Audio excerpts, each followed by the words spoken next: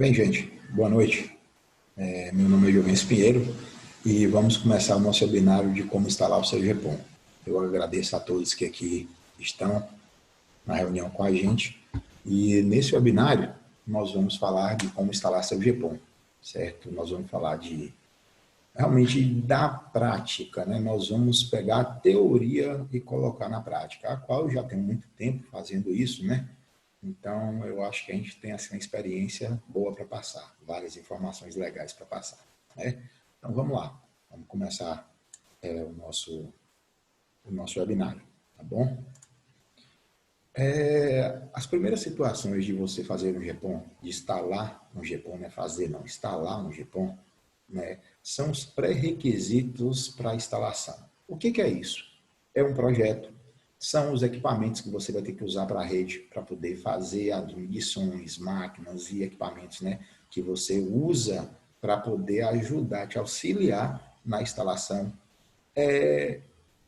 A equipe sua, né? Porque é muito importante você ter uma equipe realmente que saiba o que está fazendo, uma equipe qualificada para poder fazer uma boa instalação do seu GPON e, lógico, né? Um bom material, porque não adianta você ter bons equipamentos, uma boa equipe, se você não comprou um material bom, tá bom? Então, esses são os quatro pré-requisitos, né?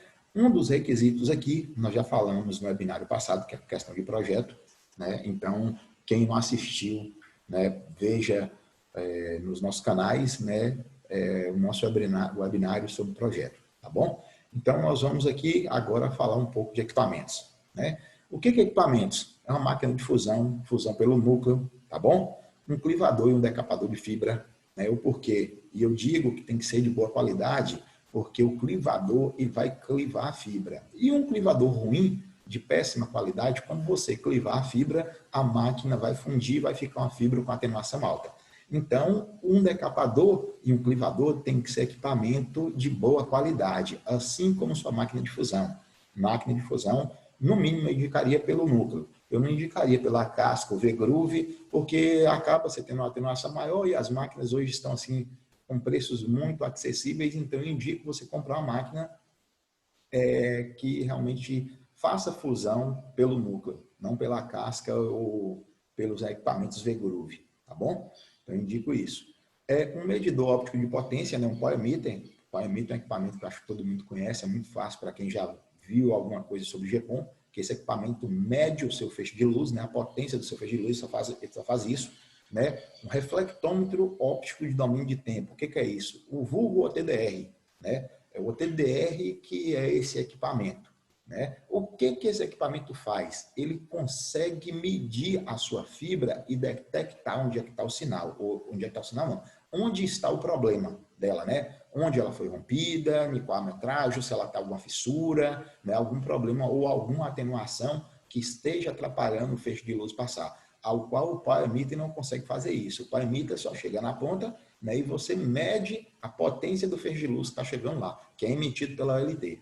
O OTDR não. O OTDR sem sinal nenhum na rede ou com sinal, né, porque ele pode dimensionar isso também como uma fibra ativa, ele pode fazer isso, né? Então, ele consegue dimensionar onde está esse problema, tá bom? Então, um identificador de fibra ativa, né? Isso é interessante. Uma caneta óptica, que é também para você iluminar, né? Colocar um feixe de luz em alguma coisa, para você ver a questão de um cordão, se realmente está partido, tem algum defeito, né? Isso aí é questão de identificação visual, né? Um microscópio e acessórios de limpeza. O microscópio é o quê? É um equipamento, um microscópio mesmo, que você vê os conectores, né? Se está sujo, se está limpo, né? Porque os conectores de hoje têm que ser bem limpos, né? Porque com sujeira o sinal feixe de luz não vai à frente. Então nós temos que ter isso. Por último, né? Um decapador para sangria. Quando você vai sangriar, abrir um cabo, fazer uma sangria, você precisa desse equipamento para poder decapar, abrir o tubo Lucy, né? Então, esses são os equipamentos básicos, né, que você precisa para a instalação de GPON. Tá joia? Mais à frente aqui, nós vamos falar de equipe, né? O que consiste uma boa equipe de lançamento? Porque essa equipe vai ser a que vai produzir no dia a dia para você. nós precisamos de equipe de lançamento, né, e uma equipe de fusão, tá bom? Para o seu GPON. Então, na equipe de lançamento, eu preciso de um encarregado. O encarregado é a pessoa com maior grau de conhecimento do GPON, né, com capacidade de liderar pessoas, né, entender de projeto, saber ler projeto, ele tem que ter essa característica, né, que é assim, é crucial, né, porque não adianta ele ser um bom encarregado, mas se ele nunca mexeu com GPON, se ele não sabe ler um projeto de GPON, né, porque é bem diferente de qualquer outro projeto, um projeto de GPON. Assim como todos os projetos são diferentes, né, dependendo da área, tá bom? O lançador de cabo. O lançador de cabo é aquela pessoa que vai bater escada, né? É o cara da escada, que vai puxar, que vai fazer a produção acontecer, que vai lançar a fibra, que vai fazer o acabamento na fibra, que vai realmente fazer todo o serviço pesado. É esses dois caras aqui que fazem, né? Que aí são duas pessoas. O encarregado, uma pessoa só, é o bastante para uma equipe, né? No lançador da fibra, duas pessoas. E eu preciso também de um ajudante, porque esse ajudante tem que ter conhecimento de material, né? E saber ajudar, auxiliar os lançadores, né? Então ele vai pegar, fazer o quê? Simplesmente puxar a fibra, né? Colocar o equipamento no poste, no pé do poste, né? Auxiliar o lançador com equipamento, por exemplo, o equipamento está o lançador está no poste em cima da escada, né? Ele precisa de um BAP, precisa de um parafuso de BAP, né? Então esse ajudante serve para isso. Ele vai levar esse equipamento. Então, tudo bem. A equipe de lançamento está aqui, né? Um encarregado, dois lançadores e um ajudante. São 4 pessoas, tá bom? Na questão de material, né, nós temos aí o quê? A fibra, que pode ser um AS, um ASU, o DIO, né, que vai ficar conectado diretamente ao LT via cordões, né? Splinter, né, porque basicamente Splinter é o que divide o feixe de luz no seu GPON todo. Caixa de emenda óptica, né, FOSC ou FIST, dependendo da quantidade de splinters que você tem na rede, aí você pode dimensionar isso no projeto, né? Se for uma quantidade muito grande de splinters, por exemplo, né, eu tenho na minha caixa primária 32 splinters, poxa, e agora você vai ter que botar uma FIST. Agora, se eu tenho questão de 6, 8 splinters, né, eu posso botar uma FOSC, tá bom? Eu vou precisar de BAP, né, de vários tamanhos. Aqui eu coloquei de 1 a 3, né, de número 1 a número 3, quer dizer o tamanho dela, né? Então, você, para saber comprar esse equipamento, porque BAP não é barato, né? Então, você dimensiona. Quando você vai fazer o in-loco, que eu falei na parte de projeto, você já observa, né, quais a grossura dos postes, se é um poste 9.300, se é um poste 11.200, né? Então, esse poste aí, você sabe a espessura dele, que vai ser a espessura que você vai comprar a BAP para ser instalada. Se não, você compra uma BAP muito grande, uma pequena não vai caber no poste, né? Não vai dar para abraçar o poste, para você atracar, né? Para você ferrar o poste ou atracar o equipamento no poste, né? E se você comprar uma BAP muito grande, o seu instalador vai medir e vai cortar um pedaço dela e jogar aquele pedaço fora. Aquele pedaço você está pagando por ele. Então, eu não indicaria você comprar uma BAP ou grande ou pequeno demais. Eu indicaria você comprar uma BAP que realmente serve para o serviço, tá bom? Essa BAP serve para o serviço, então ficaria assim bem bacana, né? Alça, né? Nós vamos precisar também, porque a alça é o que atraca a fibra no equipamento SO, no suporte SO, né? O suporte SO, o Outlook raquete, é para poder fazer a raquete, para a gente poder alojar a reserva técnica no vão, né? A reserva técnica tanto da caixa de emenda ou da caixa CTO. Então, mais na frente a gente vai falar sobre ela, né? Que é uma parte muito interessante do GPON e que dá muito trabalho, né? O laço, quando é passagem no SO, né, que o cabo passa direto, eu uso o laço, né? Fio de espinar, porque eu preciso de dar acabamento na CTO, eu preciso de dar acabamento na raquete, eu preciso de espinar alguns vãos que vão com raquete, então eu preciso do fio de espinar, né? A cordoalha de aço ou de elétrica, também vamos falar mais na frente, né, das duas. Suporte D5 é aquele rack com porcelana, aquele de ferro com a porcelana, porque geralmente na questão da raquete, você usa o rack D5. certo? Por quê? Porque se você usar um SO, pode ser um SO fraco, que é o SO geralmente é de plástico, tem que ser de plástico, né? Para facilitar a instalação, certo? Então, você, nesses momentos que você tem raquete, eu indicaria usar o D5. Juvencio, pode usar o SO? Pode. Só que, infelizmente, sua raquete pode criar uma flecha, né? Ficar assim um pouco baixa. O porquê? Porque se a pessoa pegar na catraca e catracar ele muito para poder a raquete subir, o SO não vai aguentar. Ou ele vai romper, ou ele vai ceder, certo? Porque o SO é um equipamento de plástico. E quando você coloca uma cordoalha e você catraca, né, fica assim bem difícil dele realmente ficar muito suspenso direitinho como a gente gosta, né? Vamos dizer assim, esticado, como tem que ser, né? Plaqueta de identificação e espiral de identificação. O espiral, né, da cor que você quiser, né, geralmente usa-se no GEPON, é um dos padrões, né, hoje está usando da cor principal da sua empresa, mas começou que ele era laranja, mas hoje a cor da sua empresa você já pode pedir o espiral, tá joia? E a plaqueta, todo mundo conhece a plaqueta de identificação, né, a qual vai o cabo, falando as FO do cabo, ou o trecho do cabo, né? Então, esses são os materiais básicos também que você necessita para poder instalar um GEPON. Já?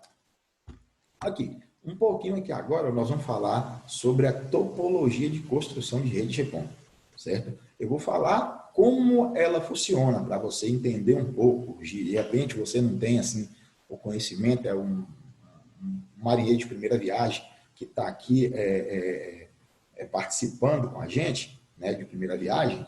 Então, eu vou falar um pouco sobre como é essa topologia.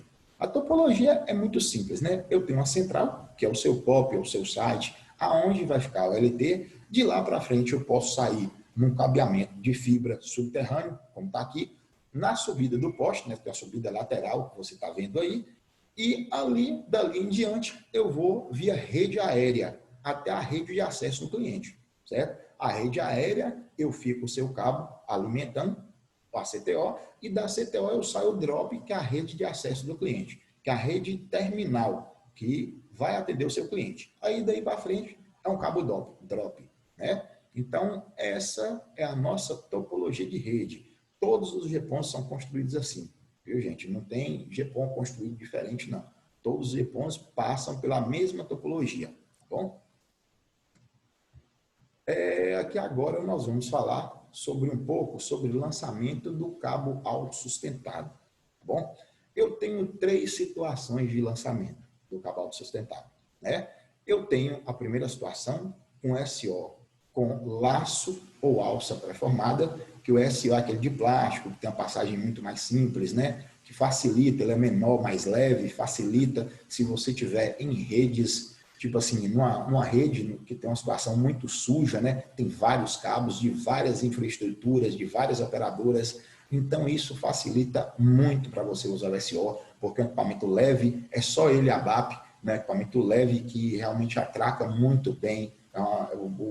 O equipamento ele consegue fornecer para você uma qualidade de serviço muito boa, pelo próprio tamanho, pela facilidade de instalação, então eu indico muito. Mas temos outras situações. O dielétrico, né, que é um dielétrico com aquelas cavidades que passa a fibra, que pode ser de 1 a 2 cavidades, né, porque o dielétrico pode passar de 1 a 2 cabos, tá? Então eu posso usar o dielétrico ou diretamente espinado, né? Nesse caso, com a cordoalha em todo o trecho, né?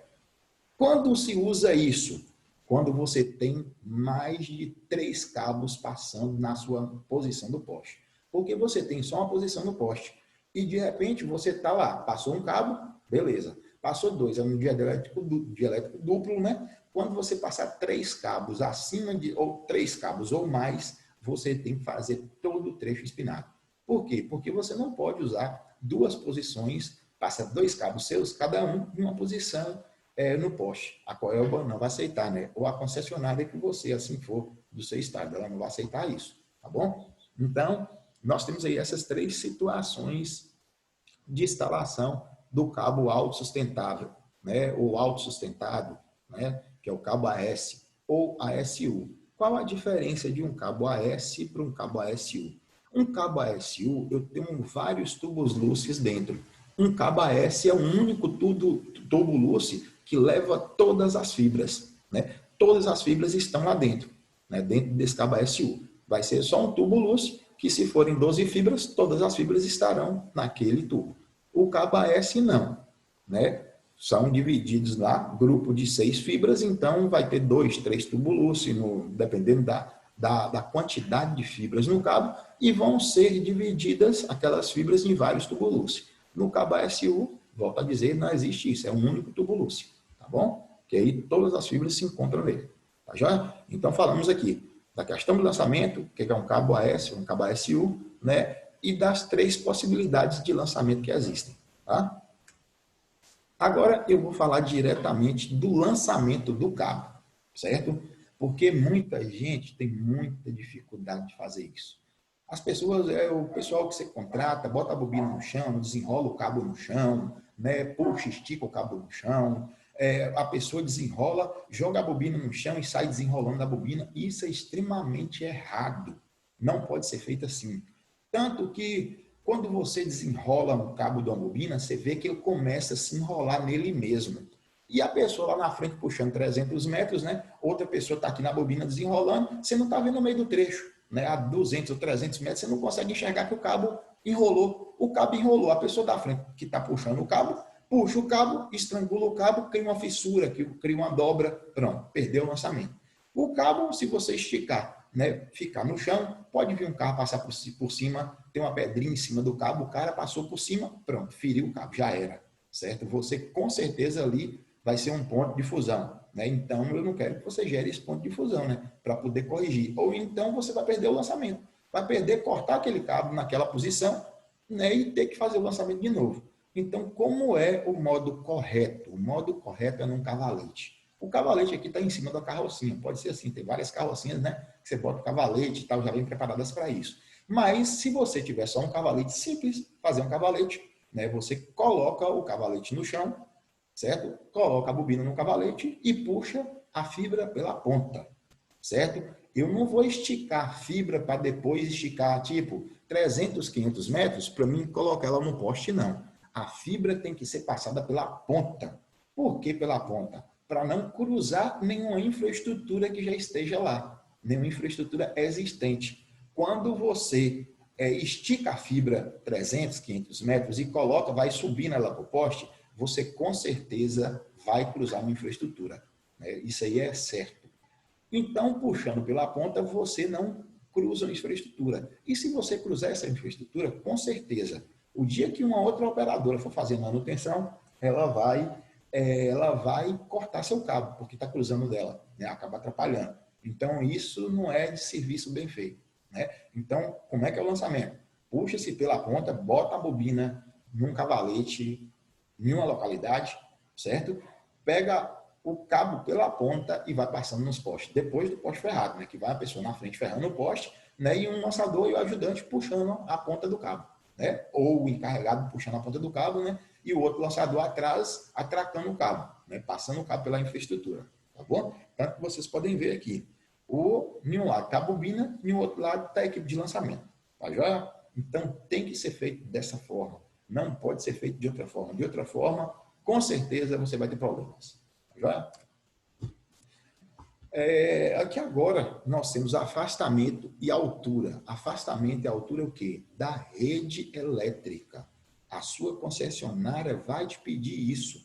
O afastamento e a altura da sua rede tem que estar dentro dos padrões da concessionária, tá bom? Então, qual que é o afastamento dos cabos elétricos? Qual que é a metragem, a metragem correta disso? De 60 centímetros a 1,80 m, dependendo da infraestrutura que você está lançando o cabo. Se é numa avenida, se é numa rua, se é em uma estrada federal. Então, isso tudo aí tem regras, tem regras que têm que ser seguidas, certo? Então, fica de você olhar, quando você for instalar o cabo, em qual localidade, né? Que isso aí é de 60 a 1,80 m. A altura mínima do solo, o cabo tem que estar a 5 metros. tá bom? Isso em avenidas e ruas, tá? Ao qual todo lançamento de GEPON é avenidas e ruas. Então, eu tenho que estar com o cabo acima de 5 metros. O porquê disso? Porque senão vem um caminhão lá, um caminhão com um caminhão baú, daquele lá que vem de colchão, né, que tem um baúzão bem assim, bem grande, né, bem alto, e acaba enganchando no seu cabo e quebrando o cabo, né, ferindo o cabo, ou quebrando mesmo, né, porque o caminhão vem, ele engancha no caminhão, o caminhão poca o cabo não suporta esse peso, nessa força de tração que vai ter ele enganchado em um caminhão, vamos dizer assim. Né? A força do caminhão é muito maior, vai puxar o cabo e vai quebrar. Acabou. O baú vai enganchar e pronto. Né? Não tem outro jeito. Tá bom? Então, nós temos que prestar muita atenção quanto a esse afastamento da rede elétrica, tanto quanto, né, a altura do cabo, né, que você está lançando. Tá já? Aqui eu vou falar um pouco de espinamento. Né? O cabo de espinamento, né, nós espinamos na cordoalha de aço ou de elétrica. A cordoalha de elétrica é aquela cordoalha de Kevlar, né? Aquela que parece muito com a fibra, né? Só que um pouco mais fina. Parece muito com a fibra SU, a cordoalha de elétrica, né? O bom da cordoalha de elétrica é que ela não conduz, né? Por exemplo, se você tiver algum problema de um poste eletrocutado e você for instalar uma cordoalha ali, ela conduz aquela energia que está de um poste para o outro. A cordoalha de elétrica não acontece isso. E isso minimiza muito o choque elétrico na equipe de lançamento, que isso pode ocorrer e pode matar. É complicado. Então, a cordoalha de elétrica assim, é uma boa pedida. Só que você tem que saber instalar. Não é chegou assim e instalou a cordoalha como você instala uma cordoalha de aço. A cordoalha de aço, lógico, aguenta uma força maior, né, um peso maior, né, de você tá inserido nela, botar 2 escadas ou mais, né, ela suporta isso muito bem. A cordoalha de elétrica suporta, mas tem que saber instalar bem. Geralmente, o que as pessoas fazem? Pega a cordoalha, né, pega a alça e atraca na própria cordoalha, assim como é feito com a cordoalha de aço. Aí atraca na capa da cordoalha de elétrica, porque a cordoalha de elétrica é nada mais, nada menos que aquela capa plástica, né, com o Kevlar dentro. E é o Kevlar que suporta o peso, não é a capa, não. Aí o instalador vem lá, pega o laço, né, ou a alça, passa na capa. Tá errado, tá errado. Você tem que decapar um pedaço de uns 20 centímetros ou mais, né? Tirar o Kevlar para fora, tira aquela capa, deixa só o Kevlar. O Kevlar você vai e passa dentro do SO, junto com a cordoalha. E volta a outra ponta atracando com a alça na capa da cordoalha, na própria capa, né? Então você dá uma volta dentro do SO e passa e volta para do outro lado e atraca. É assim que é feita a instalação da cordoalha de elétrica, tá bom? Então, essas 2 acordoalhas nós vamos precisar, por quê? Porque eu vou precisar de fazer espinamento num cabo onde tem uma raquete, né? Onde tem uma reserva técnica. E em GEPON, imagina-se aí, eu tenho 100 CTOs, eu vou ter 100 raquetes. Não tem jeito, porque a reserva técnica tem que ir para a raquete. Isso é uma especificação da concessionária. A reserva técnica sua não pode ficar no poste junto com a CTO. Ela tem que ficar na raquete. Mas na frente a gente vai falar sobre isso. Tá bom? Então, aqui eu tenho uma máquina de espinar, né, mostrando como é que você espina o cabo. Aqui é um guia, né, que você usa, se você tiver, mas hoje em dia a pessoa só usa a máquina de espinar mesmo e faz um ótimo serviço. Tá? Aqui, começando a falar sobre reserva técnica, né? Quais são os modelos de reserva técnica que você tem, né? Nós temos, para o meio do vão, nós temos o modelo raquete, tipo Optiloop, temos o modelo oval, né? Tipo raquete oval, e temos também uma norma de uma raquete, de uma norma da ABNT, que é a 15214. Na frente eu vou mostrar todas essas daqui, né? E aí você vai entender o que é essa última aqui. Nessa última, você não usa nenhum equipamento, é feito só com a própria fibra, tá bom? Então, esse é o primeiro aqui, a primeira situação de raquete, né? A raquete no meio do vão, certo? Logicamente, a 2 metros do poste, né? Ela tem que estar a 2 metros do poste, isso aí é regulamentação de concessionária. O porquê está 2 metros do poste? Para facilitar para a equipe dos eletricistas da concessionária da manutenção. Então, ela tem que estar 2 metros do poste, tá bom?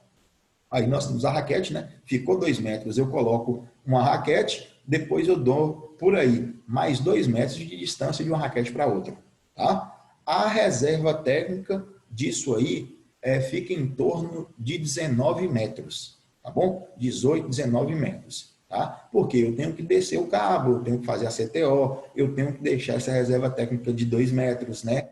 De ida e volta, de 2 metros do poste, afastamento, e alojar a reserva na CTO. Então, eu tenho que ter esse dimensionamento aí, tá joia? Então, essa é a reserva técnica tipo raquete, né? No meio do vão, a tipo raquete OptiLoop, tá joia? Aqui, a oval no meio do vão. Como é que é a oval? É desse modelo aí. Você vê muito pouco aqui na região da gente, né? Eu vejo muito pouco. Mas é muito usada e de mais fácil instalação, porque ela é uma só. A outra não, são duas, é o par. Então aquela lá é mais difícil de instalar. O acabamento também do meio dela é mais difícil, né? Porque eu tenho que fazer o acabamento com o fio de espinar. Então tem uma complexidadezinha para instalar a outra. Essa daqui é mais fácil. Também tem que estar 2 metros do poste, porque eu já falei, né? Então essa daqui é mais fácil. Se você quiser usar, também pode ser usada. Você pode comprar o material que a concessionária aceita numa boa. Tá joia? Esse aqui é aquela norma que eu te falei, da NBR que foi criada lá, certo? Como é que consiste isso aqui? Tem que estar, logicamente, 2 metros do poste.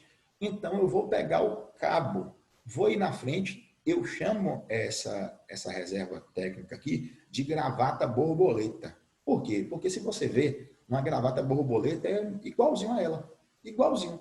Então, eu vou com ela na frente, eu separo 2 metros do poste, a minha reserva técnica de 18 metros, né? Eu separo ela do poste 2 metros, afasto ela do poste 2 metros, vou lá na frente com a distância também de 2 a 2 metros e meio, como você está vendo aqui, certo? Vou lá na frente, deixo a pingadeira, que essa pingadeira tem uns 20 centímetros por dentro, lado de dentro, volto, faço a pingadeira, vou lá de novo até a reserva técnica se alojar. No meio, eu venho dando acabamento com o fio de espinar, né? Eu passo o fio de espinar no meio, que pode ser na mão, pode ser com a máquina, e o instalador que vai decidir, e bota a plaqueta, né? A plaqueta de identificação. A plaqueta de identificação tem que ter em toda a raquete, viu, gente? Tem que ter em toda a raquete, a especificação técnica. Aqui nós vamos ensinar um pouco sobre derivação tipo T. O que é uma derivação tipo T? É o vulgo pé de galinha. Quando é usado isso? Quando eu não tenho um poste na esquina para poder fazer uma curva com o cabo. Quando eu preciso de fazer uma curva, quando eu preciso de derivar o cabo à esquerda ou à direita e eu não tenho um poste ali.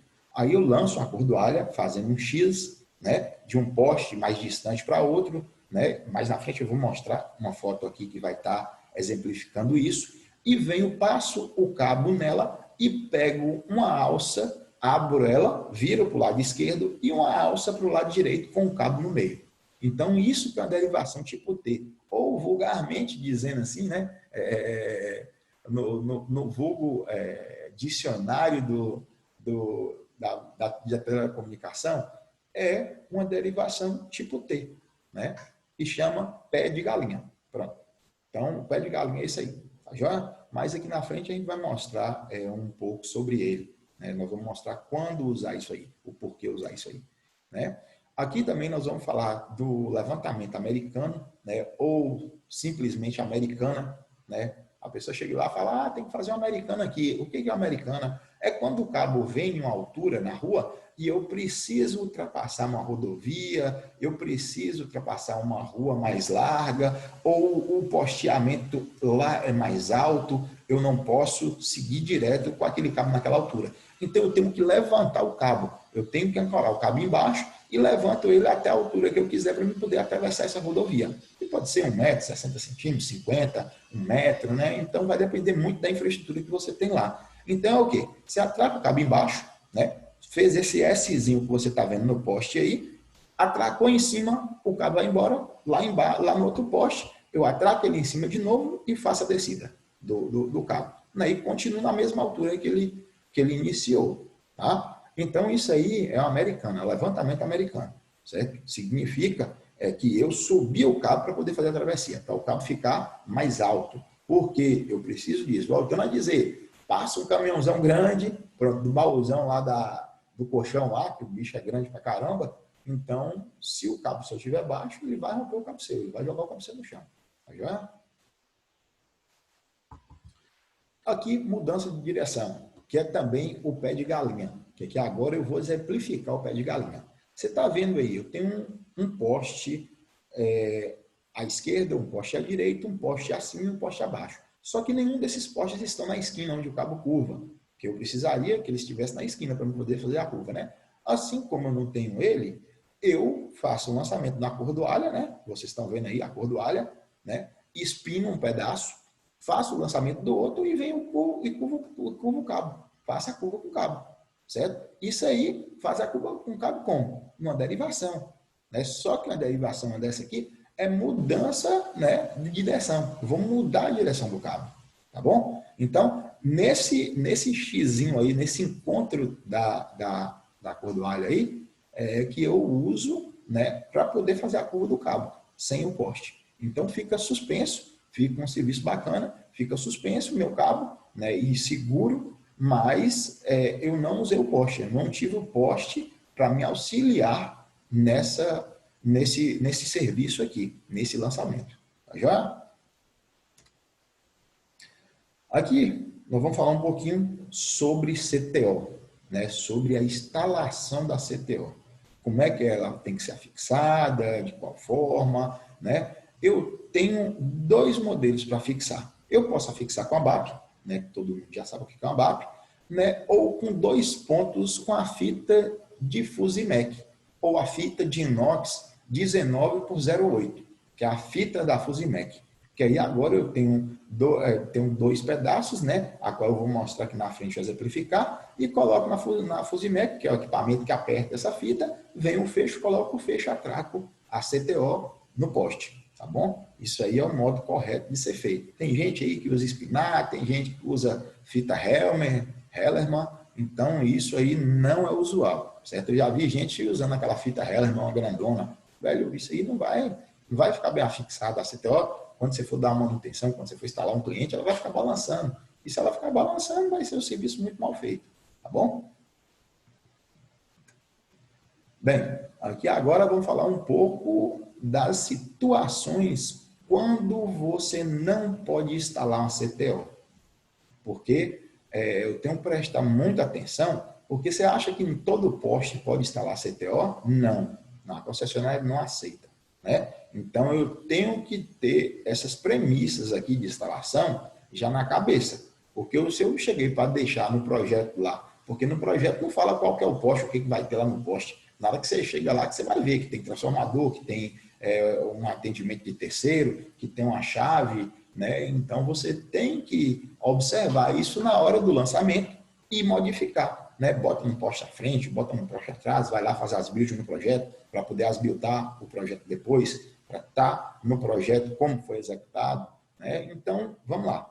Eu não posso colocar quando eu tenho transformador no poste, não posso colocar, né? Quando eu tenho subida lateral de cabo de energia, certo? Que aí está acima de 1000 volts, né? Mas eu indicaria onde tem subida lateral, tem cabo de energia, não coloque nenhuma, certo?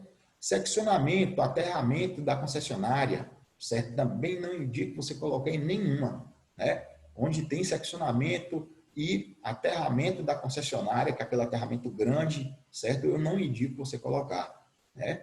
Quando tem equipamento de terceiro, certo? Quando tem equipamento, já tem uma CTO lá, pô, não vou colocar a minha, né? Vai ficar bagunçado. Daqui a pouco o cara do terceiro lá vai vir o quê? Ver se a CTO vai instalar dele, ele corta um cabo seu, né? Ele arranca a CTO sua, ele puxa a CTO do seu do lado, ele viu que você botou na posição que está atrapalhando, ele botar a escada, ele empurra a sua CTO, assim como também o cara, o instalador da concessionária. Na hora que ele vir dar manutenção, o eletricista da concessionária, na hora que ele vir mandar manutenção, o que acontece?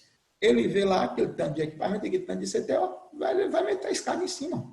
Ele vai botar a escada em cima e acabou. Vai cortar a sua CTO, vai machucar o cabo da sua CTO. Então, o que eu indico? Não coloque. Não coloque onde tem equipamento de terceiro. Tá bom? Poste de esquina, aquele poste que está bem na esquina, lá em cima do passeio, certo? Em cima do meio-fio, também não indico você colocar, porque fica muito no meio da rua, né? Aquele poste ali está muito favorável a um carro, aconteceu um acidente com ele, jogou o poste no chão, com certeza seu carro quebra. Então, está parando os clientes seus, então te atrapalha, né? Então, esses são aí uma das situações. E eu acho uma outra que a gente tem que prestar atenção, muita atenção, é onde eu tenho um problema de integridade física do meu instalador. Tipo, o cabo, o poste está lá já caindo, né? Um poste foi, já está lá, esse poste que o instalador vai colocar CTO, está lá com o pé quebrado, né? Ou esse poste foi abraçado por um telhado de uma casa que invadiu a rua, né? O telhado, que tem gente que coloca o telhado dela em cima da calçada, né? Achando que a calçada faz parte da casa dela, mas não faz. Mas tem pessoas que colocam assim. E aí, agora, como é que você vai? Você vai botar o instalador seu para subir em cima do telhado para instalar sua CTO? Não, muda. Porque, de repente, ele cai de lá e se machuca, cai de lá e se fere. Né? Então, muda. O poste está lá, aí já perto de cair. Você está percebendo que o poste está lá. O cara vai bater escada nele? Não, muda o poste. Porque aquele poste pode cair e agora o problema é monstro. Né? Pode danificar muita coisa. Né? Assim como machucar seu instalador. Né? Que pode ser um ferimento grande. Isso aí eu já vi acontecer, né? Então, observe esses problemas que você tem de onde não instalar sua CTO. E não instala. Aqui agora nós vamos falar um pouco sobre modelo de afixação da CTO, certo?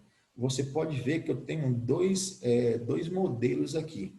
Todo mundo coloca a CTO virada para a rua, de cara para a rua, na cara do poste, vamos dizer assim. Nessa parte que você fica para a rua, debaixo do braço da luminária. Tá erradíssimo. Erradíssimo isso. Não existe essa posição. As posições são na lateral esquerda e na lateral direita, a primeira e segunda posição. A última posição vai ser colocar ela nas costas do poste, que vai ser virado para a calçada. Essas três posições. Como aqui estão duas.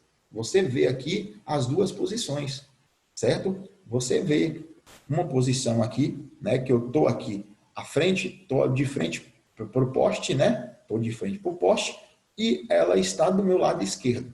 Aqui eu estou no lado direito, né? No outro lado.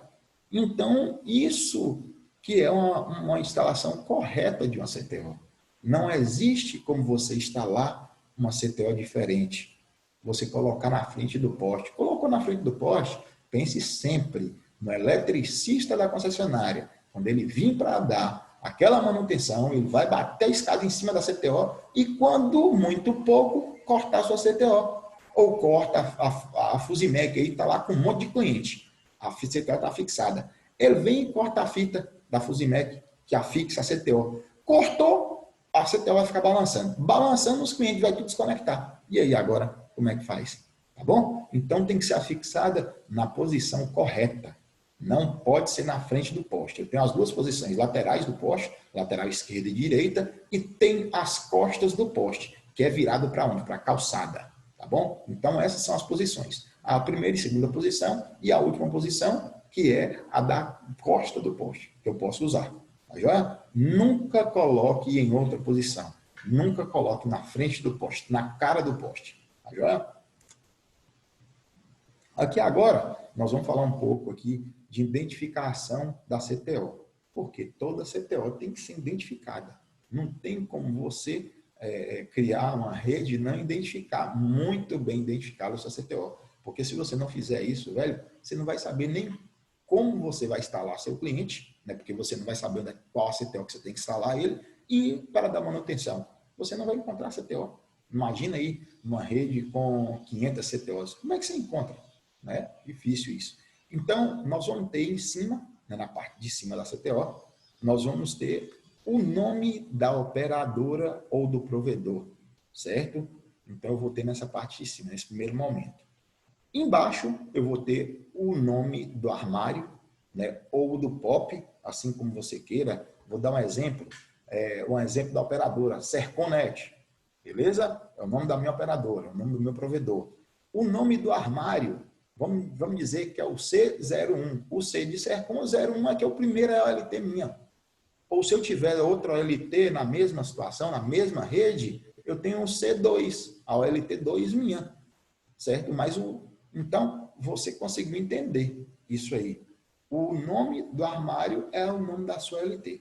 Abaixo, né, abaixo na CTO, eu tenho o Splinter, que vai ser consistir em SP, né, a sigla SP, mais o número dele. O número dele vem da onde? Do projeto. Quando você projetou, lá tem identificado qual o número do Splinter. Splinter 10, Splinter 11, Splinter 12, Splinter 60, 63, 32, né? Então vai ser SP032, SP01, SP010, né? Então vai ser dessa forma a identificação sua. E abaixo, por último, tem o número da CTO, que eu indico o número sequencial. O que seria sequencial? 1, 2, 3, 4, 5, 6, 60, 61, 62, 63, né? Se fosse acima de 100, 100, 101, 102, 103, 104, então, números crescentes, tá? Eu não indicaria você fazer outra nomenclatura. O porquê? Fica muito mais fácil você identificar. Por exemplo, você sai para identificar a CTO 42 e aí você chega a ver no projeto a CTO 30. Ó, daqui a pouco eu achei a 38, então a 42 vai estar próximo. Então, isso fica muito mais fácil você identificar. Então, eu indico a identificação dessa forma, tá bom? Aqui, um exemplo de identificação, né? Nós temos lá em cima Prove, né? Eu coloquei que é o provedor seu, pode ser igual eu falei, Sercom, né? Escrito lá, plaquinha escrito Sercom. Aqui, IME01 é o seu armário, a sua LT, assim como você queira chamar. SP é o Splinter, exemplo aqui, SP63. Então, essa CTO é atendida, tem nela o Splinter 63. Embaixo aqui tem 1103. Então, o que significa isso? Significa o número da CTO, né? E aí, quando você vai encontrar ela, esse número que vai identificar. Tá joia? Vamos falar um pouco sobre as caixas FIST e FOSC, né? Quais suas diferenças, quais que devem ser usadas. Então, tá bom. É uma caixa FIST, a qual está aqui o desenho da caixa FIST, aqui eu coloquei para explicar uma caixa FIST. Uma caixa FIST, ela tem a coluna A e B, né? Essas colunas têm as bandejas, a qual vai receber as fibras e vai ter os splinters para serem fundidos na fibra aí. Já? Então, quando eu indico uma caixa FIST, quando eu tenho um cabo de 72, né, um cabo de 144, né, se for um cabo de 24 ou 36 ou 12, né, aí eu indico uma caixa FOSC. Uma caixa FOSC pode ter aí capacidade para 6, 7 bandejas, 8 bandejas, dependendo da caixa FOSC, né? Não compre aquelas caixas FOSC apertadinhas, viu? Tem umas aí que são apertadinhas, são pequenininhas. A bandeja é muito pequena para você trabalhar com Splinter. Então, compre uma caixa FOSC maior, que você tem mais espaço na bandeja para você alojar o Splinter. Isso aí vai facilitar o quê? A fusão, né? Vai facilitar para o técnico alojar bem a fibra, né? Vai facilitar o manuseio da fibra dentro da caixa de emenda, né? Dentro da bandeja, onde eu vou afixar o tubo Lucy. Então, isso tudo facilita. Quando você tem uma caixa de fusão pequenininha, ela fica muito ruim de trabalhar. Eu já vi aí caixa de fusão, poxa, com uma bandejinha de 10 centímetros. Nossa, isso é péssimo, velho. Isso é péssimo para poder fazer uma boa instalação. Daqui a pouco você não consegue nem afixar corretamente, né, e seguro um tubo Lucy, né? Você não consegue um tubo-tim, afixar o tubo-tim na posição certa, né? O tubo-tim é aquele tubo que você coloca antes da fusão para proteger a sua fusão, que depois ele é contraído na máquina, né? Depois que eu faço a fusão, eu levo ele para o forno para ele poder ser contraído, né? Para ele poder fazer aquela contração do plástico e criar a resistência mecânica, tá bom? Então, compre uma caixa de emenda satisfatória, tá? Uma caixa de emenda que vede bem contra a água, porque ela vai estar lá no sol e chuva, né? Seja subterrâneo, seja aéreo, vai estar no sol e chuva. Então, compre uma caixa que realmente seja boa, que fede, porque se entrar água lá dentro, já sabe, né? Entrou água, acabou. Entrou água, vai morrer as fibras tudo, vai morrer o sinal. Tá já? Aqui eu quero falar um pouco sobre o código de cores, né? O código de cores internacional, a qual é o dos splinters, vem um código internacional, né? Que é de 1 a 12 nessas cores aí, e o nosso usual aqui no Brasil, que é o ABNT, que são essas cores aí, né? Então, o que é isso? Na hora que o seu instalador, né? Que o seu instalador não, desculpa, na hora que a sua equipe de fusão, na hora que o seu técnico de fusão for fazer as fusões, ele tem que prestar muita atenção para fazer o casamento das cores corretas, das fibras corretas, né? Para ele não ficar fundindo fibra 1 com fibra 3, fibra 4 com fibra 2, certo? Para ele fundir fibra com fibra, certo? Para ficar, assim, muito melhor atendimento. Ou então, como for o projeto. Por exemplo, eu cheguei lá, tem uma fibra 2 para alimentar o meu splinter. Fibra 2 é o quê? O ABNT nosso é amarelo. Se você vê no Código Internacional, ela é a 9. Né? Então, tem essa diferença. Mas isso aí é você, com o seu técnico de fusão, para ele prestar atenção nisso aí e não fazer isso errado. Tá bom? Aqui eu tenho a acomodação, né? Falando sobre um pouco da acomodação no meio do vão da caixa de emenda, onde contém os splinters primários. Né? O splinter primário fica na caixa de emenda, o splinter secundário da rede, assim como já falei em projeto, fica no CTO. Então, quem não sabe disso aí, corre lá e veja nosso vídeo de projeto, de GPON, tá bom? Então, lá vai estar ensinando tudo, tem cálculo de atenuação falando sobre, então vai estar ensinando isso aí. Então, o que acontece aqui? A raquete aqui, a caixa de emenda fixada no meio da raquete, né? A raquete também vai ter 2 metros do poste, né, de distância do poste, tá bom? Então, eu vou alojar o meu cabo, né, na caixa, alojar o meu cabo, desculpa, na raquete, e a caixa de emenda vai ficar no meio da raquete, né, fazendo um acabamento no meio da raquete, junto com a plaqueta. Aí eu venho, faço o acabamento no meio da raquete com fio de espinar, afixo a caixa de emenda e coloco a plaqueta. Né? Aqui na frente, você está vendo a CTO. A CTO, aqui na frente, vou mostrar aqui com o mouse, né, vocês prestem atenção, vocês estão vendo que tem um cabo aqui, tem a amarração da CTO, mas na frente a gente vai mostrar isso. Né? Tem uma amarração aqui em cima, com fio de espinar, tem um cabo aqui descendo, fazendo um coto, né, que isso tem que ser feito, né? Todo instalador que não conhece infraestrutura de GPON do modo correto de instalar, ele não faz isso. Ele não faz o coto. Ele vem, faz a fusão na CTO e enrola a reserva técnica na CTO e isso aí está totalmente errado. Eu tenho uma grande atenuação nisso aí. Então, eu tenho que vir com um cabo, né, aqui embaixo, subir ele fica afastado da CTO uns 20 centímetros e subo ele e faço esse coto, esse U lá embaixo e volto, tá bom? Então, eu vou mostrar aqui mais na frente. Gente, desculpa, aqui é o último slide, nós vamos voltar aqui para mostrar o coto aqui de amarração. Eu vou voltar aqui para mostrar para vocês um coto aqui de amarração, certo? Deixa eu pegar o slide aqui do coto de amarração para falar um pouco sobre ele. Beleza, estamos aqui. Ó. Aqui eu tenho um coto de amarração. Você vê aqui, aqui em cima, quando o cabo está descendo do poste, eu tenho que ter no mínimo 60 centímetros da sua BAP até a sua CTO, certo? Tem que ter 60 centímetros. Eu tenho que ter 2 amarrações de fio de espinar, né? Uma provavelmente a 20 e uma provavelmente a 20 da CTO. Aí isso aí quem dimensiona é o pessoal da instalação. Aqui eu tenho as 2 fitas BAP, né, para poder afixar a CTO, certo? E aqui embaixo, descendo dessa forma aqui embaixo, eu tenho o coto, que é essa voltinha aqui, ó. Você vê que aqui, daqui para cá, ó, tem que ter uns 20 centímetros. Então, mais ou menos um palmo ou um pouco mais, né, para poder fazer o coto. No meio desse coto, para fixar ele, eu tenho um fio de espinar, uma amarração de fio de espinar.